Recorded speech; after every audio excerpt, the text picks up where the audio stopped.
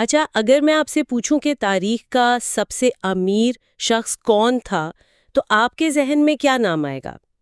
شاید کوئی آج کے دور کا ٹیکنالوجی ٹائکون یا کوئی پرانے وقتوں کا بادشاہ. لیکن ایک نام ایسا ہے جو صدیوں سے مطلب دولت اور تکبر دونوں کی علامت بن چکا ہے: قارون. ہمارے ذرائع بتاتے ہیں کہ اس کے خزانوں کی چابیاں صرف چابیاں اتنی بھاری تھی کہ انہیں اٹھانے کے لیے ایک طاقتور لوگوں کی ایک پوری جماعت لگتی تھی. جی ذرا تصور کریں، صرف چابیاں اٹھانے کے لیے ایک پورا گروہ. بالکل. اور یہی تصور اس کہانی کو اتنا دلچسپ بناتا ہے. آج ہم صرف اس کی دولت کی گنتی نہیں کریں گے، بلکہ ہم اس کے پیچھے چھپے انسان، اس کے عروج اور سب سے اہم اس کے عبرتناک زوال کی گہرائی میں جائیں گے. ہمارے ذرائع کی بنیاد پر ہم یہ سمجھنے کی کوشش کریں گے کہ یہ صرف ایک امیر آدمی کی کہانی نہیں، بلکہ ایک ایسی شخصیت کی داستان ہے جو عبادت کے نور سے نکل کر تکبر کے اندھیرے میں ڈوب گیا. بالکل، کیونکہ اصل سوال تو یہی ہے نا، قارون تھا کون؟ اس کا حضرت موسیٰ علیہ السلام سے کیا تعلق تھا؟ اور یہ جو ناقابل یقین دولت تھی، یہ آئی کہاں سے؟ مطلب کوئی ہنر تھا، کوئی خفیہ علم، یا محض قسمت؟ اور آخر میں اس مشہور زمانہ خزانے کا کیا بنا؟ وہ آج بھی ایک معمہ ہے. تو آئیے اس کہانی کے پرت در پرت رازوں سے پردہ اٹھاتے ہیں. تو سب سے پہلے اس کی شناخت پر ہی بات کرتے ہیں. ذرائع بتاتے ہیں کہ وہ کوئی باہر کا آدمی نہیں تھا، بلکہ حضرت موسیٰ علیہ السلام کی اپنی قوم یعنی بنی اسرائیل سے تھا. جی، اور صرف یہی نہیں، وہ تو حضرت موسیٰ کا چچا زاد بھائی تھا. اچھا، مطلب خاندان کا حصہ تھا؟ جی بالکل، خاندان کا حصہ تھا، اور یہی چیز اس کی ابتدائی زندگی کو اور بھی حیران کن بنا دیتی ہے. ہاں، وہ صرف ایک عام آدمی نہیں تھا، بلکہ ایک آپ کہیں کہ انتہائی عبادت گزار شخص مانا جاتا تھا. کچھ روایتوں کے مطابق وہ تورات کی اتنی خوبصورت اور پر اثر تلاوت کرتا تھا کہ اسے المنور کہا جاتا تھا. ایک منٹ، المنور؟ جی، المنور یعنی روشن یا نور والا. ارے واہ، یہ تو بہت بڑا خطاب ہے. اس کا مطلب ہے کہ وہ اپنی روحانیت اور علم کی وجہ سے معاشرے میں ایک بہت نمایاں مقام رکھتا تھا.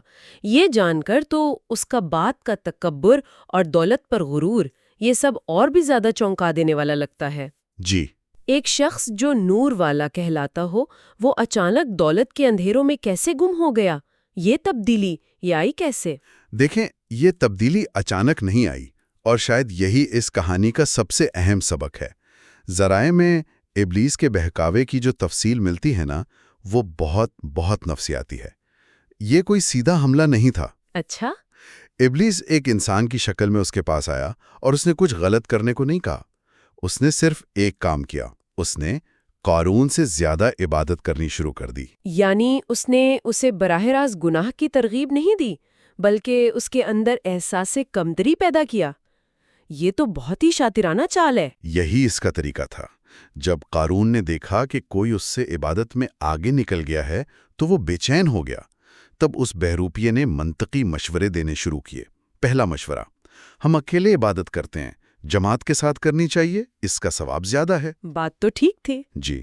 پھر کچھ عرصے بعد کہا، ہم لوگوں پر بوجھ ہیں، ہمیں کام کرنا چاہیے تاکہ اپنا خرچ خود اٹھا سکیں. یہ بھی ایک اچھی بات تھی. اور پھر یقیناً اگلا قدم یہ ہوگا کہ تھوڑا اور کام کرو تاکہ غریبوں کی مدد کر سکو. بالکل. ہر قدم بظاہر نیکی کی طرف ہے، لیکن اصل میں اسے اس چیز سے دور لے جا رہا ہے جس سے اس کی پہچان تھی، یعنی خالص عبادت اور اللہ سے تعلق. بالکل درست. وہ اسے آہستہ آہستہ عبادت کے مرکز سے ہٹا کر دنیاوی معاملات کے دائرے میں لے آیا. ہر قدم پر ایک نیک مقصد کا جواز پیش کیا گیا، لیکن نتیجہ یہ نکلا کہ قارون کا دل وہ عبادت سے ہٹ کر دولت جمع کرنے کی طرف مائل ہوتا گیا، یہاں تک کہ یہی اس کی زندگی کا واحد مقصد بن گیا. وہ نور سے دور ہوتا گیا اور سونے کی چمک میں کھو گیا. یہ واقعی حیران کن ہے کہ کیسے ایک شخص عبادت کے نور سے نکل کر دولت کے جنون میں مبتلا ہو جاتا ہے. لیکن یہ جنون بغیر وسائل کے تو پورا نہیں ہو سکتا تھا نا.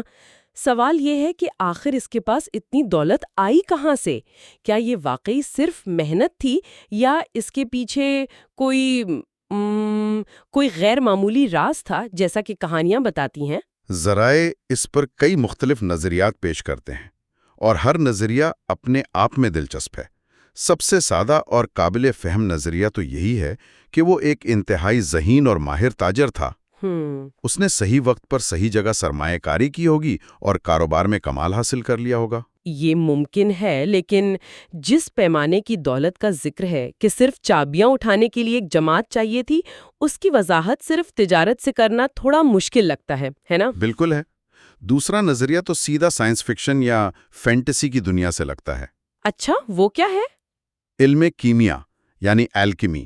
یہ خیال کہ قارون کو دھاتوؤں کو سونے میں تبدیل کرنے کا فن آتا تھا۔ کیا مطلب وہ مٹی کو سونا بنا سکتا تھا؟ جی، کچھ روایات یہی کہتی ہیں۔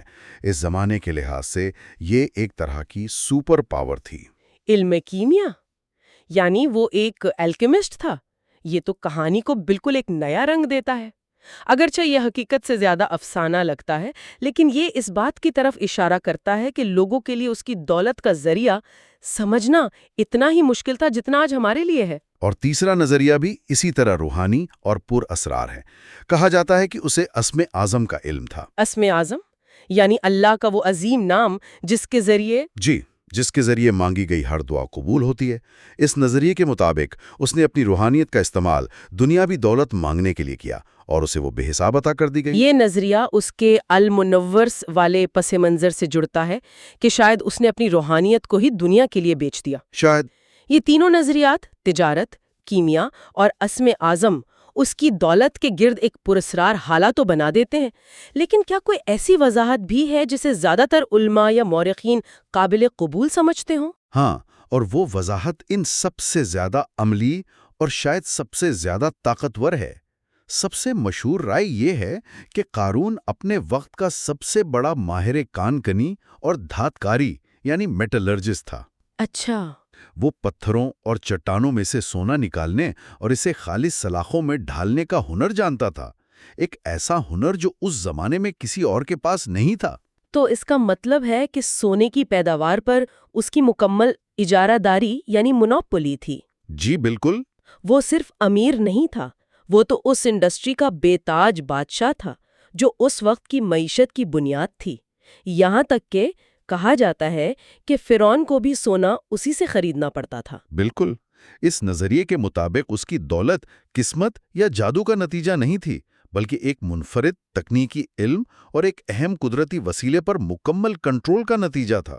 وہ آج کے دور کے کسی ایسے ٹیکنالوجی کے بانی کی طرح تھا جس نے ایک ایسی چیز ایجاد کر لی ہو جس کی ضرورت سب کو ہو اور اس کا متبادل کسی کے پاس نہ ہو۔ سمبھی، اس کی دولت کی بنیاد اس کا علم اور اس کی اجارہ داری تھی، اور جب کسی کے پاس اتنی طاقت اور دولت آ جائے تو اس کا اگلا قدم تکبری ہوتا ہے۔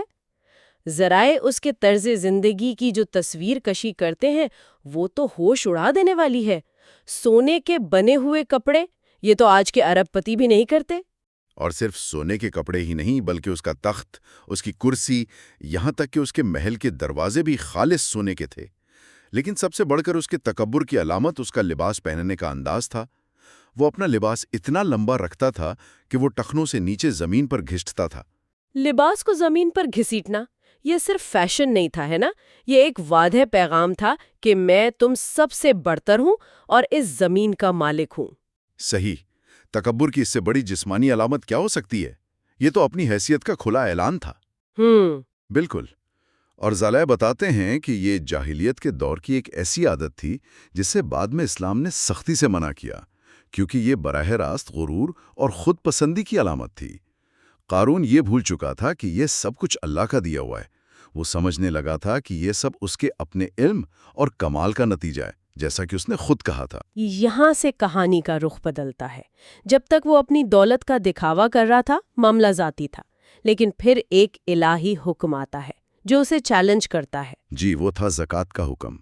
جب حضرت موسیٰ علیہ السلام نے بنی اسرائیل کو حکم دیا کہ وہ اپنی دولت کا ایک مخصوص حصہ غریبوں کے لیے نکالیں، تو یہ قارون کے لیے ناقابل برداشت تھا۔ اس کا تو ہر سکہ اس کی جان سے زیادہ عزیز تھا۔ جی، اس نے نہ صرف انکار کیا بلکہ اس حکم کو اپنے خلاف ایک سازش سمجھا۔ یعنی یہ صرف کنجوسی نہیں تھی، یہ کھلی بغاوت تھی۔ اس نے خدائی حکم کو ماننے سے انکار کر دیا۔ اور وہ اس سے بھی ایک قدم آگے بڑھ گیا۔ کیسے؟ جب اس نے دیکھا کہ حضرت موسیٰ اپنے موقف پر قائم ہیں تو اس نے ان کی ساکھ کو نقصان پہنچانے کے لیے ایک گھناؤنی سازش کی۔ اس نے ایک عورت کو پیسے دے کر تیار کیا کہ وہ بھری محفل میں حضرت موسیٰ پر نعوذ باللہ ایک جھوٹا اور سنگین الزام لگائے۔ یہ تو پستی کی انتہا ہے، مطلب تکبر، پھر نافرمانی اور آخر میں اللہ کے نبی پر تہمت تراشی۔ اس نے تو واپسی کے تمام راستے خود ہی بند کر دیے۔ لیکن وہ سازش ناکام ہو گئی۔ جب وہ عورت حضرت موسیٰ کے سامنے کھڑی ہوئی تو اس پر ایسا خوف طاری ہوا کہ اس نے سارا سچ اگل گیا۔ اچھا؟ جی، اس نے مجمع کو بتا دیا کہ اسے قارون نے یہ جھوٹ بولنے کے لیے پیسے دیے تھے۔ اس کے بعد کیا ہوا؟ جب سازش بے نقاب ہو گئی تو انجام تو یقینی تھا۔ حضرت موسیٰ علیہ السلام نے اللہ سے دعا کی اور انجام بہت تیز، ڈرامائی اور آپ کہہ لیں کہ عوامی تھا۔ کوئی جنگ نہیں ہوئی، کوئی لمبی بحث نہیں ہوئی، بس اللہ کا حکم آیا اور زمین پھٹ گئی۔ اور پھر انجام بہت ڈرامیٹک انداز میں سامنے آتا ہے، جیسا کہ قرآن کی سورۃ القصص میں بیان ہوا ہے۔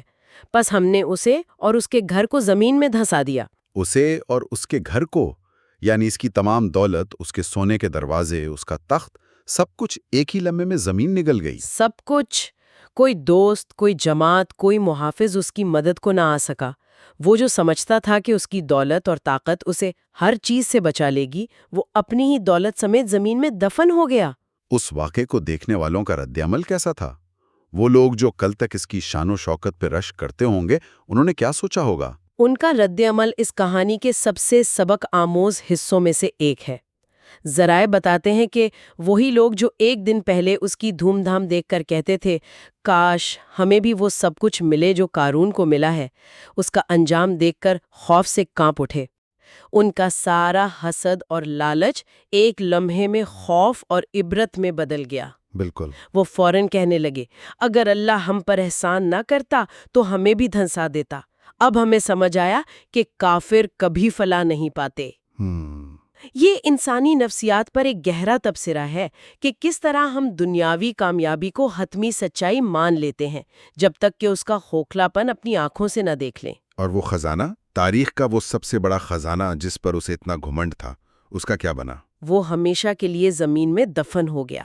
یہ خیال ہی صدیوں سے لوگوں کو متجسس کیے ہوئے ہیں کہ وہ خزانہ آج بھی کہیں زمین کے نیچے موجود ہوگا۔ تو آخر میں یہ کہانی صرف تکبر کے انجام کے بارے میں نہیں ہے، یہ اس بارے میں بھی ہے کہ کس طرح ایک خاص ہنر یا علم، چاہے وہ قدیم دور کی کان کنی ہو یا آج کے دور میں آرٹیفیشل انٹیلیجنس، انسان کو یہ وہم دے سکتا ہے کہ وہ سسٹم سے بالاتر ہے۔ صحیح۔ قارون کی جارحداری نے اسے یہ یقین دلا دیا تھا کہ وہ ناقابل تذکیر ہے اور اسے کسی اصول کی ضرورت نہیں۔ یہ تو فاؤنڈر سنڈروم کی قدیم مثال لگتی ہے، جہاں کامیابی خود اختصابی کے نظام کو ختم کر دیتی ہے اور انسان یہ سمجھنے لگتا ہے کہ اصول دوسروں کے لیے ہیں، اس کے لیے نہیں۔ بالکل درست۔ یہ کہانی دولت کے خلاف نہیں، بلکہ اس ذہنیت کے خلاف ہے جو یہ سمجھتی ہے کہ دولت اور علم انسان کو خدا کے قوانین سے مستثنیٰ کر دیتے ہیں۔ قارون کا قصہ قرآن میں ایک لازوال نصیحت کے طور پر موجود ہے، جو ہمیں یاد دلاتا ہے کہ حقیقی کامیابی شکر گزاری میں ہے، غرور میں نہیں۔ اس کے گمشدہ خزانے کی کہانیاں شاید ہمیشہ لوگوں کو اپنی طرف کھینچتی رہیں گی، لیکن جیسا کہ آپ نے کہا، شاید اصل خزانہ خود یہ سبق ہے جو اس کی کہانی میں دفن ہے۔ ذرائع ہمیں یہ تو بتاتے ہیں کہ قارون کا زوال کیسے ہوا، لیکن ایک سوال پھر بھی باقی رہ جاتا ہے جس کا جواب شاید ہمارے اپنے اندر ہے۔ ایک متقی المنورہ سے ایک مغرور اور باغی سرمایہ دار بننے کے اس سفر میں وہ کون سا ایک لمحہ تھا، وہ کون سا فیصلہ تھا جب اس نے واپسی کی لکیر عبور کر لی؟ یہ بہت گہرا سوال ہے۔ کیا یہ زکوٰۃ سے انکار کا لمحہ تھا، یا اس سے بہت پہلے جب اس نے عبادت پر کام کو ترجیح دی تھی؟ یا شاید یہ کوئی ایک لمحہ نہیں بلکہ کردار کا ایک ایسا بدتدریج زوال ہے جس کا خطرہ ہر اس شخص کو ہے جو اپنی کامیابی کو اپنی ذہانت کا نتیجہ سمجھنے لگتا ہے۔ یہ سوچنے کی بات ہے۔